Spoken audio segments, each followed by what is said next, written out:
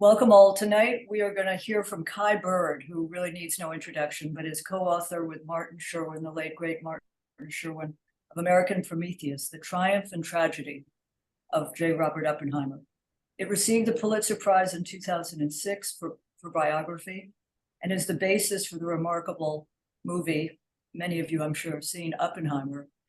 Kai's book with Marty is number 1, 2, or 3 on any bestseller list you happen to glance at.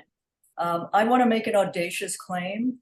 Oppenheimer might never have seen the light of day if Kai Bird had not been an editor at The Nation. He met Marty Sherwin through The Nation, I believe. Marty was writing a cover story. Kai was associate editor.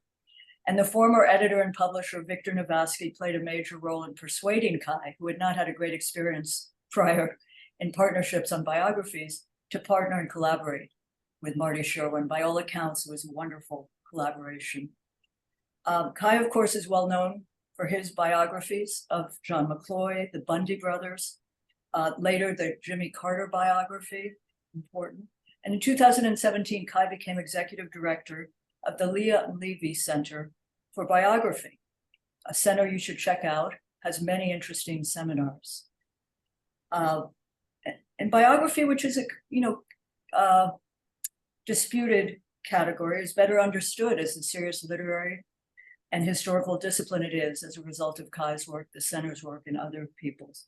I'm going to turn it over to my colleague, Don Guttenplan, who not only is editor of The Nation, but he himself is a well-regarded biographer of I.F. Stone. I'm sure most of you, many of you, all of you know I.F. Stone, who was Washington editor of The Nation for many years, before he and then editor Frida Kirchway had a fight and he went off. But I want to turn it to Don and Kai. We're very, very grateful you've taken the time to. Well, thank you, Katrina. Yeah, thanks, Katrina. It's terrific to be here. I guess I consider myself a reformed biographer, so it's that Kai is still carrying the torch. Before we get deep into the mysteries of Oppenheimer, I just want to take a personal moment to say that if it weren't for Kai Bird, I wouldn't be here, because Kai is the person who pulled my letter out of the pile and offered me a Nation internship in 1979. So thank you, Kai, and it is both a great honor and a great pleasure to be here with you today. This is a complicated topic, but it's also been a complicated road for you. And I wondered, this is kind of a two-part question, but the first part question is, could you tell us a little bit about the road to this book? And then we'll talk about the road from the book to the movie. Yeah, the book was long in the making. Marty Sherwin, who alas is no longer with us, he died in October 2021, just 2 weeks after we learned that Nolan was making the film. But Marty signed a contract with Knopf in 1980 to tackle a biography of Robert Oppenheimer. And he worked on it, off and on. He was a tenured professor of history at Tufts. He worked on it for 20 years. And then he came to me in 1999 and suggested that maybe we should collaborate and I should join him on his Oppenheimer journey. And actually, I declined. I turned him down just because, I told him that I liked him too much to become his collaborator. And what I meant was I feared, collaboration is fraught with perils, big egos that biographers have. It's hard to write a book. It's hard to write a book with two people. And but he kept coming back to me, coming down from Boston and sort of taking us out to dinner, my wife, Susan, and I. And at one point he was very funny. Marty had a great sense of humor and irony about himself. And he at one point he turned to me and he says, if you don't join me on this project, my gravestone is going to read, he took it with him. But I did join him, and he told me when I did, oh, I just want to warn you, there are still holes in the research. We haven't done enough research on the 1930s. We don't know what Oppenheimer was doing as a physicist at Berkeley. Well, none of this was true. There were really no holes. And as we started to write, Marty would call me up from Boston and very excited every few weeks and say, hey, I just found another box of archival documents in the attic that he had forgotten about. He'd gotten biographer's disease. He was obsessed with his subject, and he knew there was always one more archive or one more interview that needed to be done before he could start to write. And that's a typical story that happens all the time with biography. Anyway, I joined him and I started to write the childhood years, and this prompted him to start writing. And as Katrina just said, it turned into a fabulous collaboration, and we were still friends at the end of the 5 years when we published the book. You say biographer's disease, I know exactly what you mean. And the book came out and it did tremendously well. Won the Pulitzer Prize. But did you envision when it came out that it would someday be, one of the biggest selling movies of all time? No. No, the book got great reviews on front pages of book reviews all over the country, and even before the book won the Pulitzer Prize, someone came along and bought a film option on the book. But the American Prometheus never got on a bestseller list. It sold modestly. It was an expensive 720-page book to print.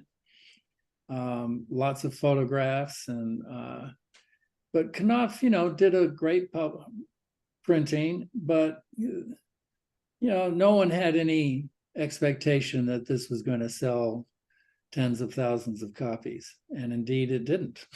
So, my memory is that you had a great editor at Knopf who stayed with books, Angus Cameron. Well, yeah, Angus was the editor who signed up Marty in the first instance back in 1980.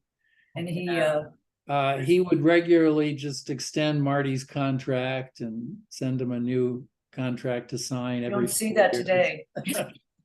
I wanted to ask you after. Then he died. I know. Then Angus died, and Marty got another editor, and she left Knopf, and so he outlived his.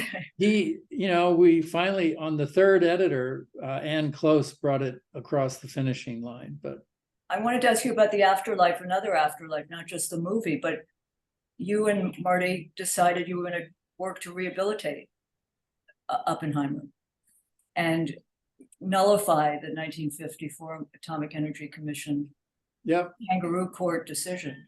Yeah, no, the book came out in 2005, and I think in 2006 or 2007, Marty and I began to think, well, we wrote a memo about the sort of trying to catalog all the egregious errors and violations of their own procedures that the Atomic Energy Commission had made in the course of this security hearing in 1954. And we went to a law firm in Washington, a high-powered law firm, and persuaded them to take on the case pro bono to investigate whether Oppenheimer could be, we could go through the courts and force the Energy Department to overturn the conviction as such. And, Washington's a small town.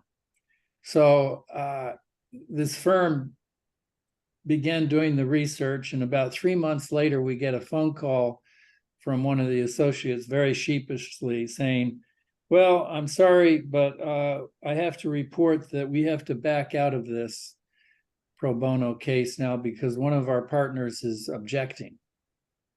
And the partner in question was C. Boyden Gray, who had been White House counsel to President Bush, first Bush, and whose father was Gordon Gray, who was the chairman of the commission that convicted Oppenheimer. And he was outraged to learn that his own law firm was trying to overturn the case and put a black mark on his own father. So they had to withdraw. Anyway, Marty and I continued for years on this. It took a dozen years, but finally last December, the Energy Department indeed issued an executive order nullifying the 1954 decision. You said that somebody bought the film rights right away. I assume that wasn't Christopher Nolan. So how did it get from an incredibly well-received, critically well-received book that not a million people bought to a plausible movie? What's that story?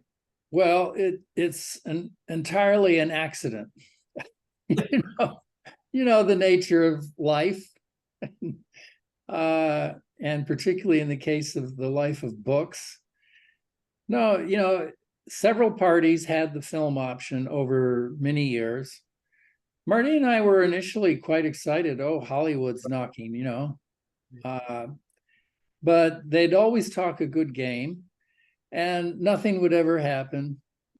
And occasionally we would be shown scripts which were kind of lackluster. One was so terrible. There were 3 scripts that were written before Nolan came along. One was so terrible, Marty and I had to sit down and write a memo listing the 108 factual historical errors. And so we killed that script. But the author has no control. If they wanted to go ahead and they bought the rights, they could do it. The only thing we could do would be to take our name off the movie. Anyway, Marty and I had given up by 2021. We thought this is never going to happen. It's too complicated a story. And then suddenly I get a phone call saying that Christopher Nolan wants to talk to you. And indeed, we had a chat over the phone in September of 2021. And he explained that the person who had the film option had bought the film option in 2015 was a guy named Dave Wargo, who had studied physics at MIT and had made a good fortune in business over the years, and had just a private obsession with the Oppenheimer story. And he loved the book. And he held on to the film option. And in the midst of the pandemic, Dave Wargo flew out to California in a private jet because he was afraid of the virus, and got the book into the hands of one of Nolan's producers. And that guy passed the book to Nolan in early 21. And Nolan read the book, apparently fell in love with it. And without contacting us and sort of on spec, he sat down in the late spring and summer of 21 and wrote a long screenplay of over 200 pages just to see if he could do it. And then he called us in September of 21 and said, I've picked up the option on the film. I've written a screenplay that is for a 3-hour film. It's entirely based on your book, and we're going to do it. And we were stunned. By that time, unfortunately, Marty was so ill he couldn't travel up to New York to meet with Nolan. So I did that by myself with my wife, Sue. And Nolan didn't explain that he was a great admirer of the book, but he wasn't going to share with us the script. He would answer our questions, and he did so over 2.5 hours. So I was able to come back to Marty and report to him that I thought the that Nolan was very intelligent and that he was doing a film deeply based on the book. But then Marty died 2 weeks later. So, and just to end this story, that was in September, and the film was announced in October, and then in February of 22, just before Nolan started to film, to go on set, we had another meeting, and this time he shared with me the screenplay and put me into a Greenwich Village hotel room and handed me the script and told me, you know, take however many hours you need to read it. You know, it was stamped confidential all over. He's very private in his approach to the work. But I read the script, took me almost 4 hours, and I was blown away by it. It was, I could see it was brilliant. That it was, a lot of the dialogue was straight out of the book. You know, it was hard for me. I'm not no judge of screenplays, but you know, it was hard for me to imagine the screenplay on the film, on the screen. But you know, I thought it was a good script, and I found 2 small suggestions to make to Nolan, but What were they?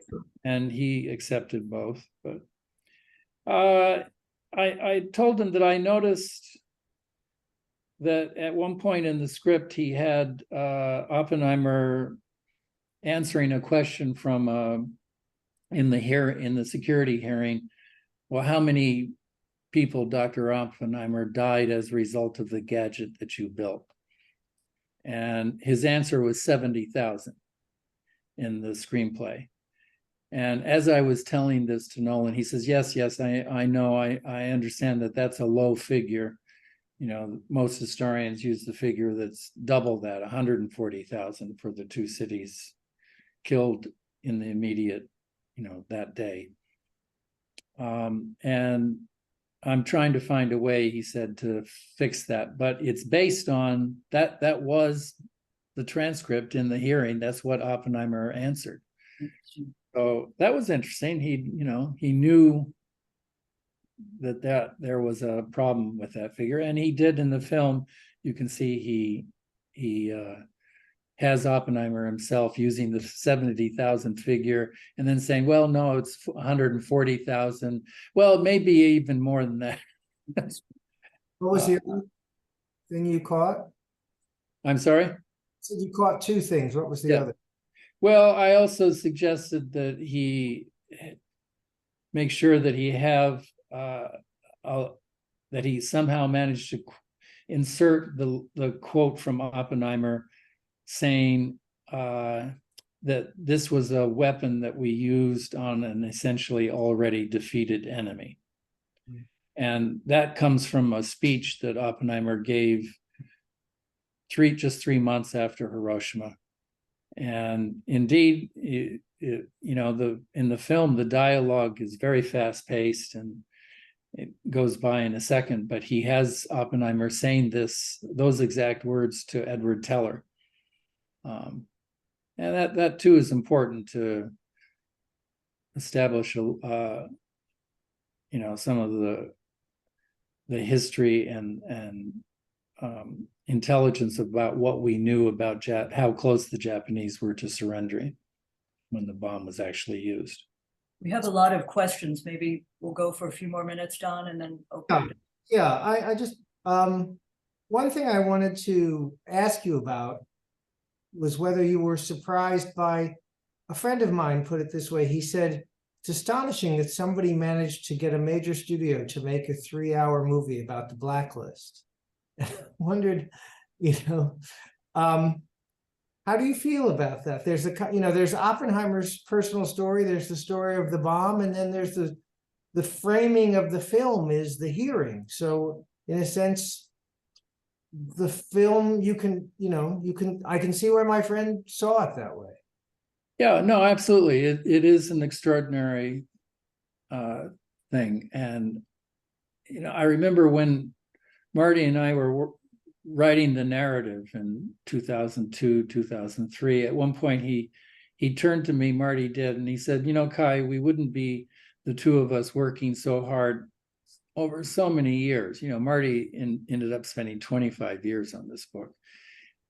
We wouldn't be working so hard on this if the story was just about the making of the gadget, the atomic bomb. If it was just a story about the father of the atomic bomb. What really makes the story interesting and gives it an arc is that he is triumphant, hailed as America's best known, most brilliant scientist in 1945. And then 9 years later, tragically, he's brought down in this security hearing in 1954, and he becomes the chief celebrity victim of the entire McCarthy witch hunts. And it's really a story about McCarthyism and the seeds of that politics that we are still living with.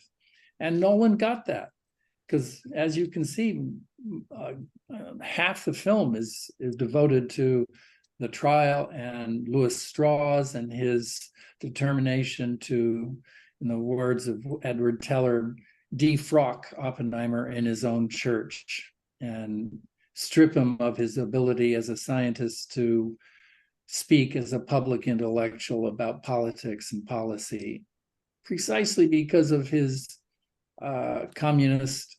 allegedly communist background and associations in the 30s, and because of his opposition to the building of the hydrogen bomb. You've talked, Kai, about how, society, our country today is so drenched in science and technology, yet we don't have someone like Oppenheimer. Yeah. Someone on the night, we don't have Time magazine really, but we don't have Oppenheimer on the cover of Time. So it sent a chill. I mean, as we close this, the relevance of the Oppenheimer story to today, I think about Niels Bohr and Oppenheimer. Were they right? In the sense that if they used the bomb, it would be so terrible it would not be used for some 80 years. But I suspect Oppenheimer would be appalled at the arms race we have now and look at the normalization of talk of tactical nuclear weapons and just absolutely, yeah. So I'm just wondering, do you think there's a chill so that very few speak outside the policy parameters? Oh, absolutely. You could see this in the pandemic. What happened to Anthony Fauci? His expertise, his standing as a scientist was questioned, and his integrity was questioned in the same way that Oppenheimer's was. And you're right, we don't have, typically in American society, we don't have scientific figures as heroes, as public intellectuals. And I think you can make a good argument that we don't have that because of what happened to Oppenheimer. That sent a message to scientists for several generations, beware of getting out of your small lane. And yet it's ironic because we're a world drenched in science and technology, and we're now grappling with the implications of a new revolution in artificial intelligence, and we need scientific expertise to explain to us what the choices are in terms of policy. Speaking of policy, there was something in the book that I wanted to ask if you wanted to elaborate on a little bit, which might be relevant for today, which is Oppenheimer's role in the Acheson-Lilienthal plan, because essentially the movie doesn't really dwell on this, but the book makes the case that was at least part of what he was being punished for, was for taking those positions. So could you say a little bit about what the plan called for and how different it is from the world we live in today and Oppenheimer's role in it? Well, recall in the movie and in the book, there's this scene where Oppenheimer has a chance to try to brief Harry Truman in the Oval Office. And he ends up blurting out, well, sir, I have blood on my hands. Well, he says that very awkwardly because out of frustration, where he's trying to pitch to Truman to explain to him the absolute need to try to put international controls over this new technology and not to rely upon it as a weapon for defense. You know, he was making the argument publicly that this is a weapon for aggressors and this is a weapon of terror. It's not a military weapon, and we need to come to an arms control agreement. So the Acheson-Lilienthal proposal that Oppenheimer, played an essential role in 1947 was crafted to create an international atomic authority that would have sovereign control, sovereign rights to go anywhere in the globe and inspect any laboratory, any factory, and make sure that atomic weapons were not being manufactured. It would essentially be, an agreement to ban the bomb, but verify, have a mechanism for verifying that no one would be allowed to build these weapons.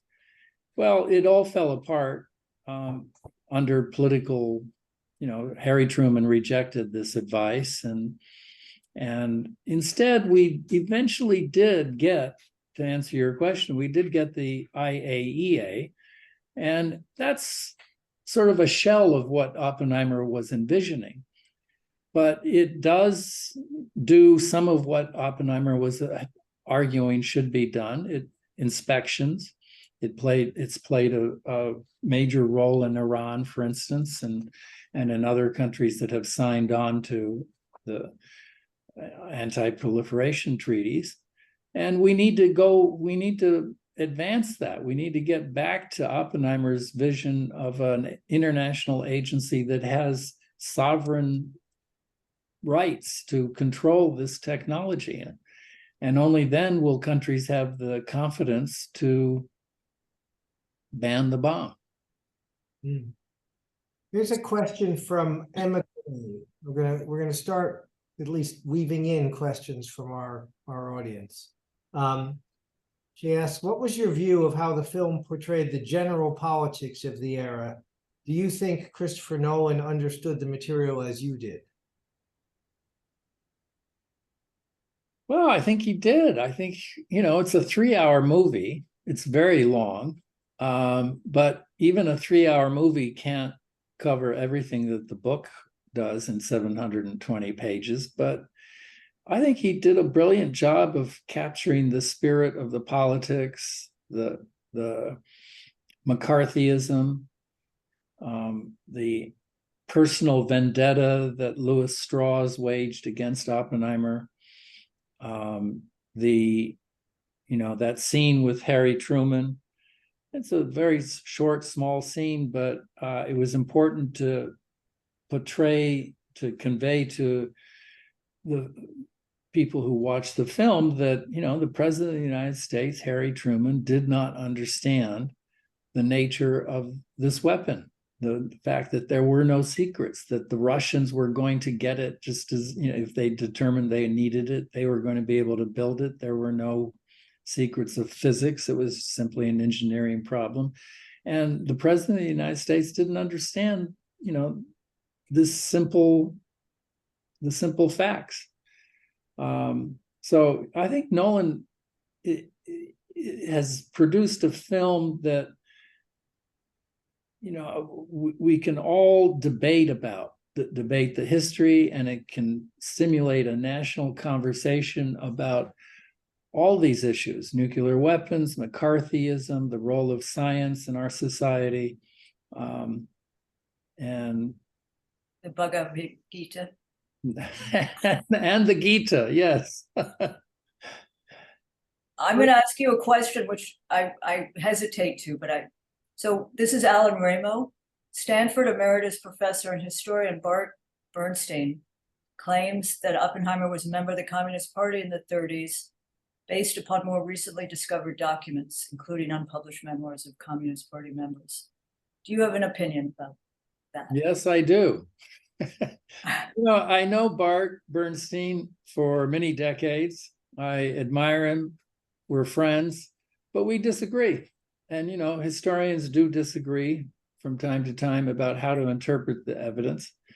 But there is no, quote, new evidence that is not really covered in American Prometheus. We actually write in some detail about the evidence that Bart Bernstein is citing that has led Bart to conclude that Oppenheimer was a secret member of a secret unit at Berkeley that consisted of 3 or 4 professors.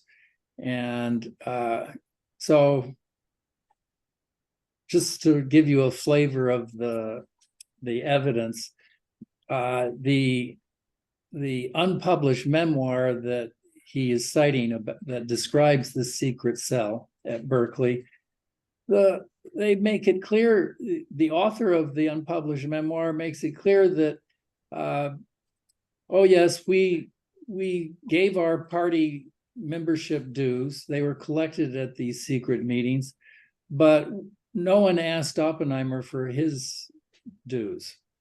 So what is a member of the Communist Party? Did he have a card? Was he a dues paying member?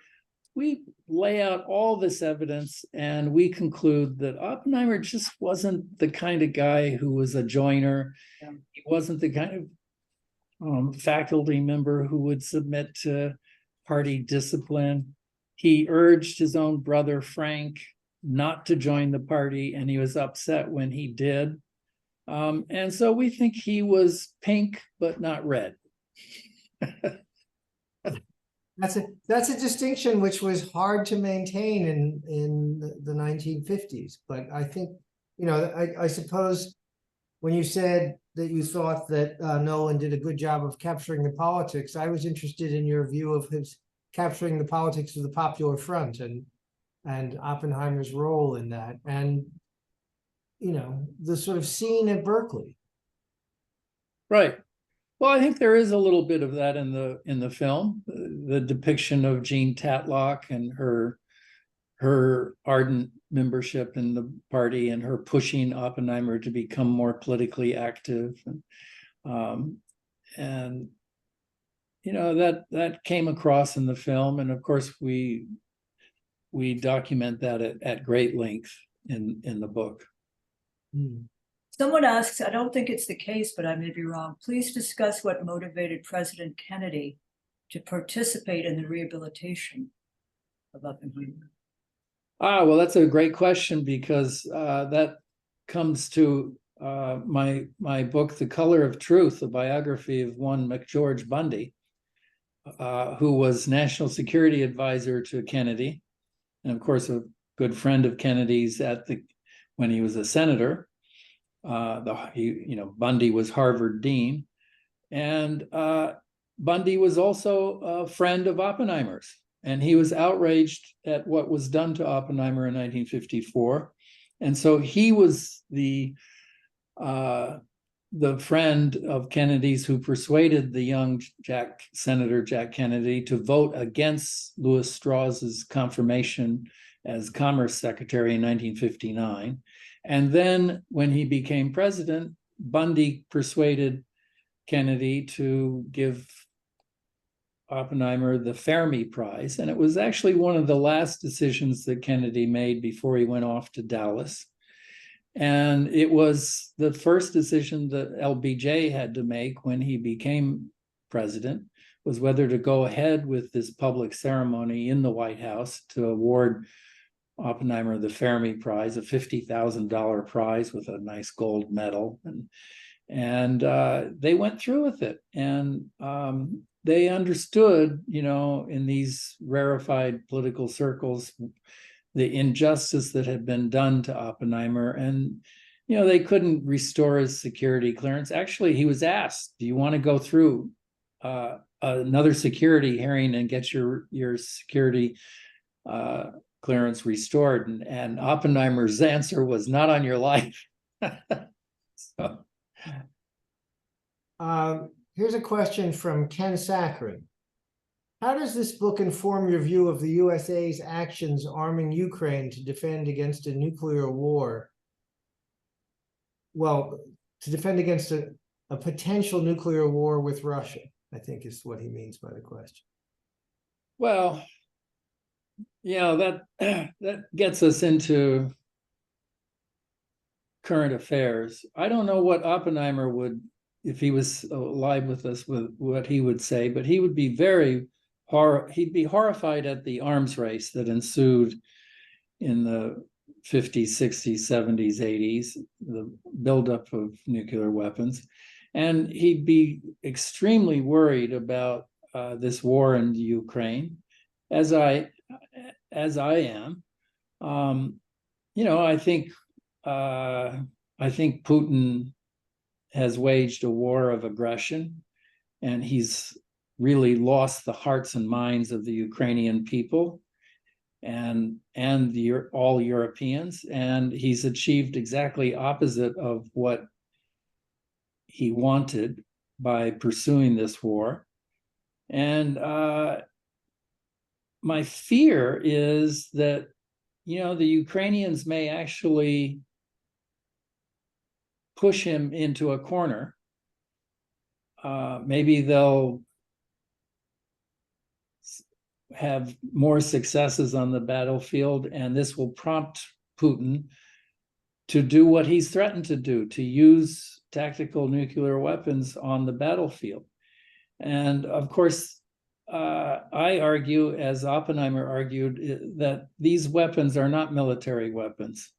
The only purpose in using even a tactical nuke is as a weapon of terror. So he would do it to terrorize people and to frighten everyone. And the danger, of course, is that we would respond and that this could lead to a major nuclear exchange. It's a nightmare. This is I was going to ask, no, go ahead. I was going to ask, there was a question about, quote, the weird relationship between Oppenheimer and Einstein. Yes, I think that's it. Could Mr. Bird reflect on why it wasn't more mentor-student type relationship? Well, this comes across in the film, but it's also in our book, but also in some of the biographies of Einstein. And Einstein and Oppenheimer were both quantum physicists, but they disagreed. And Einstein famously argued that God doesn't play dice with the universe, right? He didn't quite embrace the implications of quantum theory in the way that the young Oppenheimer did in the late 1920s and 30s. And so Oppenheimer and his generation of quantum physicists sort of looked down their noses at Albert. I mean, they loved him, they were friends, but they thought he was a little beyond the pale and a little, he just didn't get it. And this is reflected in some of the conversations you see in the film, and also much more in the book. But those conversations are actually imagined. They're not based on, they're private conversations. Who knows what was actually said between.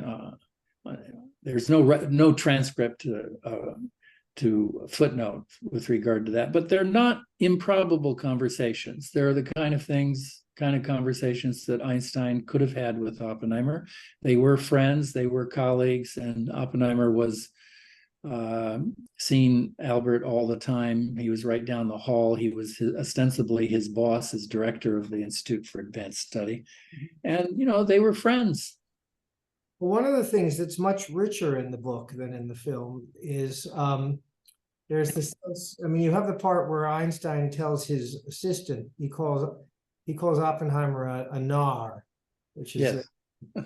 He's a fool in either German or Yiddish. I'm not sure. But what I was reminded in rereading the book recently is that Einstein also had his brushes with the with the blacklist and with the security establishment, particularly in the 50s, when he spoke out in defense of civil liberties and against McCarthyism, and the American Congress for Cultural Freedom tried to dissuade him And I believe, according to the book, they enlisted Oppenheimer in the effort to get him to stop defending the rights of communists. Right. Yeah. Well, there again, they sort of disagreed at times, but Einstein was a great civil libertarian, and he famously, in the book, at some length, we make a point of documenting based on interviews with Einstein's secretary, that, when Oppenheimer came to report to Einstein that he was going to be absent in Washington on this for several weeks at the security hearing, and he explained what it was all about, Albert said, "Robert, why are you bothering to do this? If they don't want your advice, if they suspect your loyalty, walk away. You're Mr. Atomic." And Oppenheimer argued with him, "No, you don't understand, Albert. To be able to influence policy, I need to use my stature, and to do that in Washington, I have to have a security clearance." And he turned away and walked away. And Einstein then turned to his secretary and said, "There goes a nar," the Yiddish for a fool. And he was being foolish. He was being politically naive. He had no idea really what he was walking into, that the hearing was rigged and that he was going to be convicted as such and stripped of his security clearance and publicly humiliated. And it was a searing experience. So it's clear Einstein was more politically savvy in that way than Oppenheimer was. Or less interested in the establishment being Right. established. I was going to ask, how did you think Teller's portrayal? What did you think of Edward Teller and the portrayal of him in the film? I thought it was spot on. You did. I didn't think it was as vile as it could. There was more friendliness than. What were his children helpful with the book? Oppenheimer's Peter. Peter is still with us. He's in his 80s.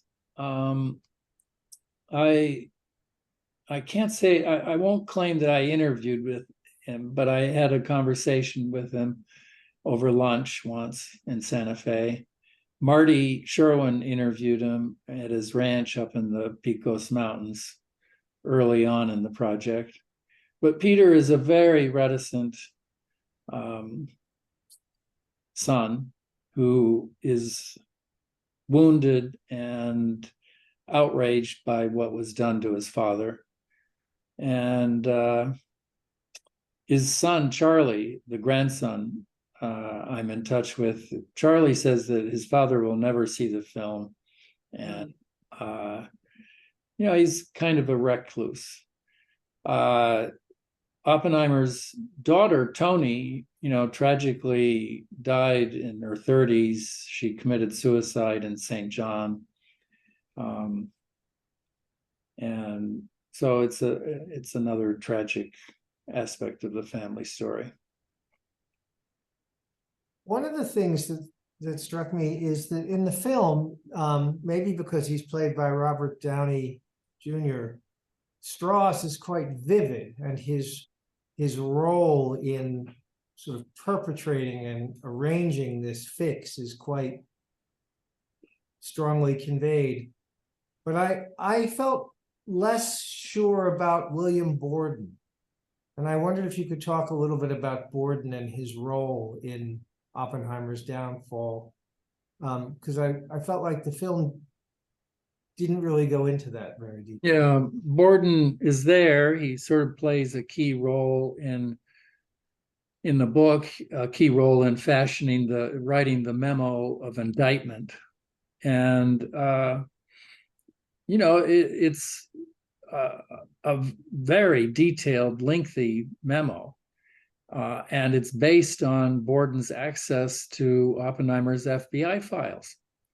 And he selectively uses evidence from the files to come to the conclusion that Oppenheimer is a security risk, and worse, that he may be disloyal and that he may be a spy.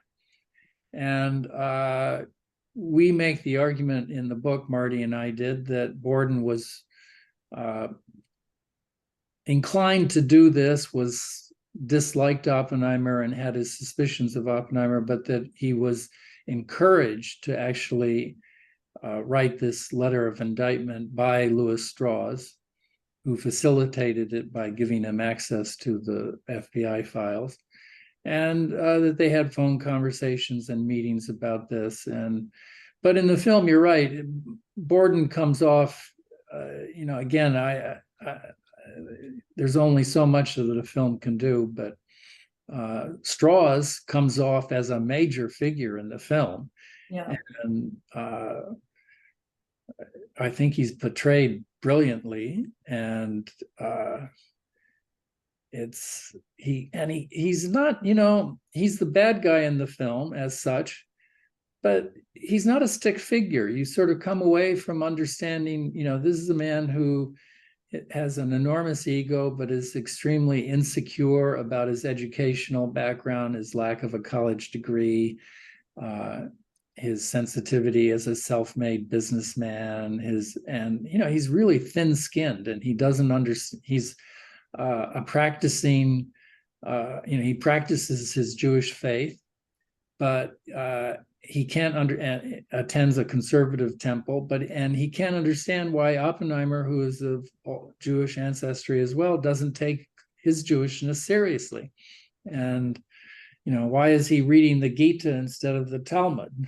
But so I think Strauss comes across as a human figure, and he's portrayed at length. But you're right, Borden is not. One of our columnists, Jeet here, did a whole podcast with Jewish Currents on the film and Oppenheimer's Jewish background. And I wondered, you mentioned Strauss. There's also that exchange in the film with Robbie on the train about speaking all these languages, but yet not knowing any Yiddish. Right. What is your view of that as a psychological factor in Oppenheimer, the person's makeup? Yeah. I think, the film captures a little bit of this and the depiction of his friendship with Robbie.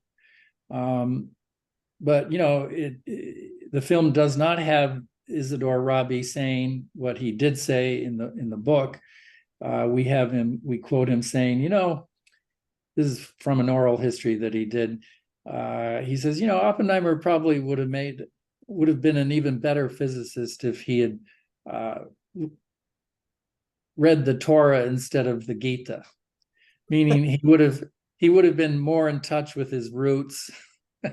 He would have been less complicated and conflicted psychologically if he was more accepting of his Jewish ancestry.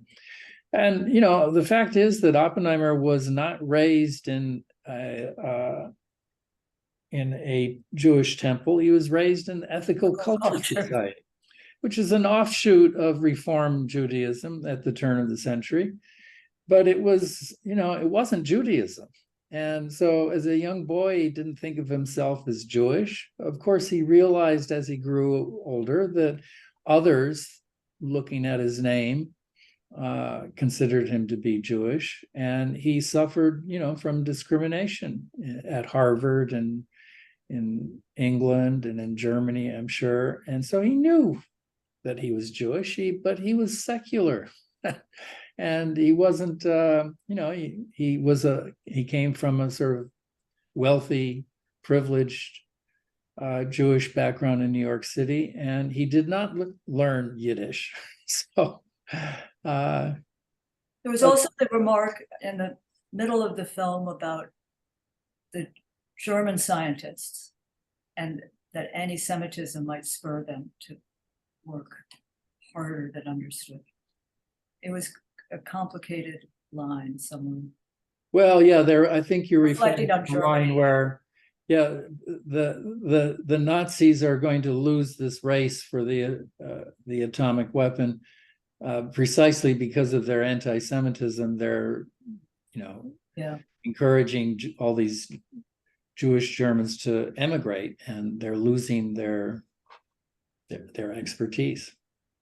We have a few more minutes. I promised Vicki Elson I would significantly. Kai Bird has endorsed federal bill HR 2775, which calls on the US to sign the Treaty on the Prohibition of Nuclear Weapons and works toward global nuclear disarmament. Today, the treaty got its 69 states party ratification and its 93rd signature. What are your thoughts? You've spoken to this, I think, on urgent total nuclear abolition and pathways. Yeah, no, I think it's wrong to be that we've become so complacent about living with the bomb. As Oppenheimer tried to warn us in 1945, just 3 months after Hiroshima, these are not military weapons. They're weapons of terror, and they need to be banned, and we need to delegitimize them as weapons. And yes, it's true, they haven't been used since Hiroshima and Nagasaki, but the story is not over, and it's never going to be over. We're always going to be living in the atomic age, and the only rational thing to do is to have to regulate them and to put international controls over all things atomic and nuclear, and control this technology and make sure that it is not used for making weapons of terror.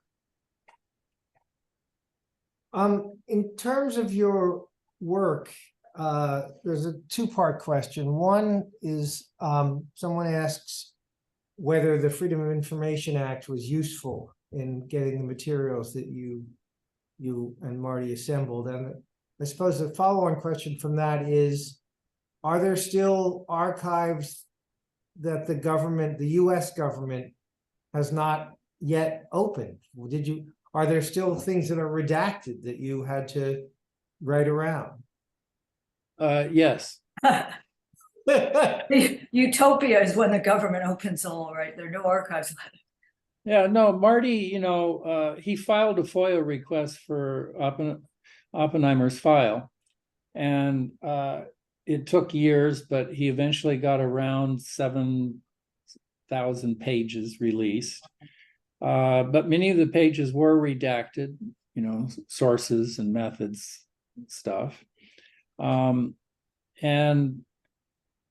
unfortunately, any information in the archives that mentions nuclear weapons is still very sensitive. And during the Reagan years, and then again during the Bush years, when the Republicans come into office, they send bureaucrats back into the archives, and this literally happened during the Bush II presidency, and they reclassified materials that had been declassified. So that's an outrage. It shouldn't happen. We should have a very firm rule of, declassifying everything after 20, 25 years. But I just filed a FOIA request for my new project on a biography of Roy Cohn, and I got a very unsatisfactory response from the FBI. So I sued them. I persuaded the Reporters Committee for Freedom of the Press in Washington, D.C. to file a pro bono suit against the FBI, and they have now conceded, and they're releasing to me 500 pages a month on Roy Cohn. But still, inevitably, they do still redact names and information that probably is so old that it's ridiculous, but there you have it. Someone just asked, what are you working on next? So, but you mentioned the film is going to be shown or has been shown in China. Is it traveling around the world, the film? Oh yeah, it's Nolan has made more money abroad on this film than he has domestically. Wow. And I think and no slouch here. right. No, it's approaching $1 billion in ticket sales. Barbie and Oppenheimer, it somehow came to be. But Yes. are you going to travel with the film and speak as much as you can about the issues? Well, I am doing still lots of interviews, particularly on Zoom. I am going to India actually in February for the Jaipur Literary Festival. And yes, the film has just been released 2 weeks ago in China. And it's selling, they did not censor it. The whole film has been released, but they did the sex scene with the Gita and Florence Pugh.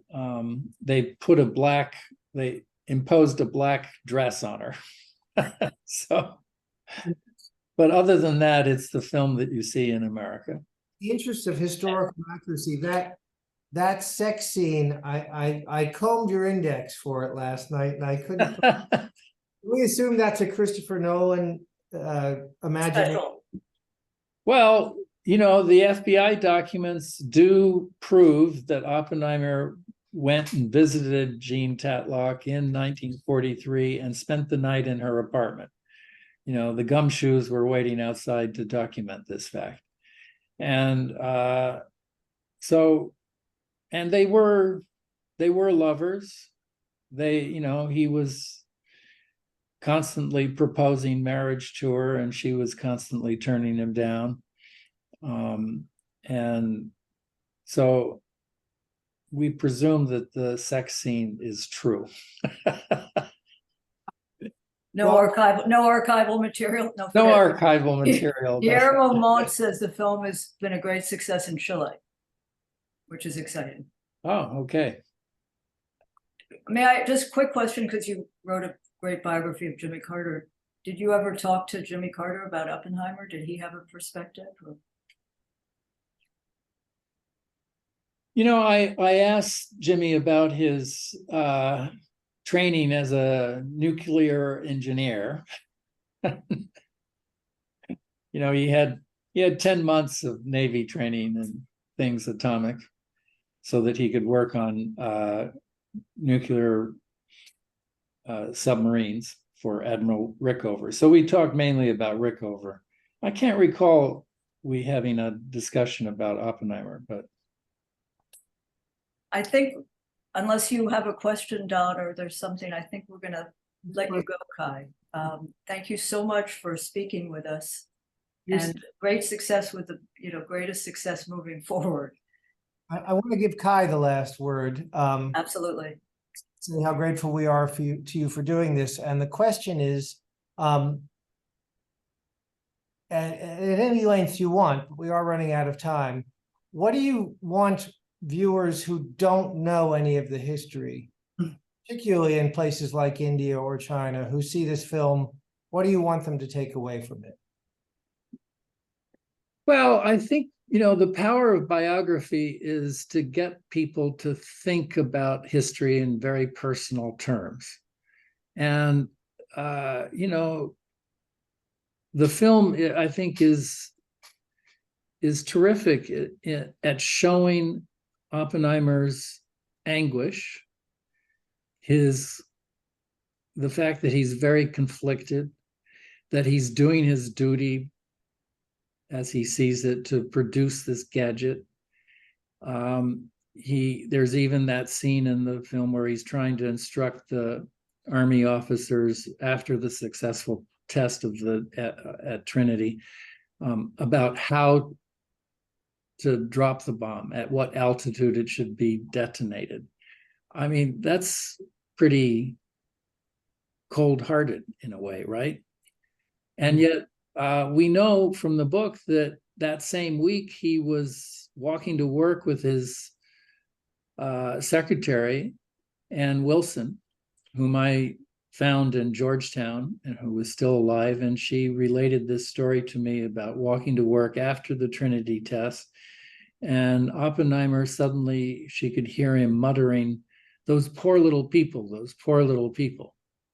And she stopped him and said, "Robert, what are you talking about?" And he said, "Well, you know, the gadget we now know works, and it's going to be used on a Japanese city, and there is no other target big enough to demonstrate it, and the victims will be innocent civilians, women and children and old men, and those are the poor little people." So he was grappling with the ethical quandaries, and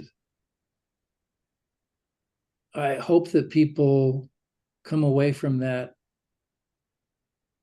walk out of the theater and start thinking about our complacency in living with these weapons, and the fact that they are so terrible, and that if they're used again, they could trigger Armageddon, and that they need to be banned. And so I hope they see the humanity in Oppenheimer, and yet also his anguish, and how he failed politically to persuade the politicians after the war to do the right thing. So. To us. Thank you again. Thank you, Katrina. Thank you, Peter and Gia, and everyone at the Nation who made this possible. Peters. Well, I have a long history with the Nation, and I'm very grateful that you could do this and give me a platform to talk about the book and the film. And anyway, I'm glad to do it. Thank you. Thanks, Kai. Thanks so much. Bye-bye. Bye-bye. Yeah, everyone, thanks Thank for you so attending. much. I'm glad Susan did not hear me ask about Bart Bernstein. Right. All right. Take care. Okay. Bye. Bye-bye. Bye.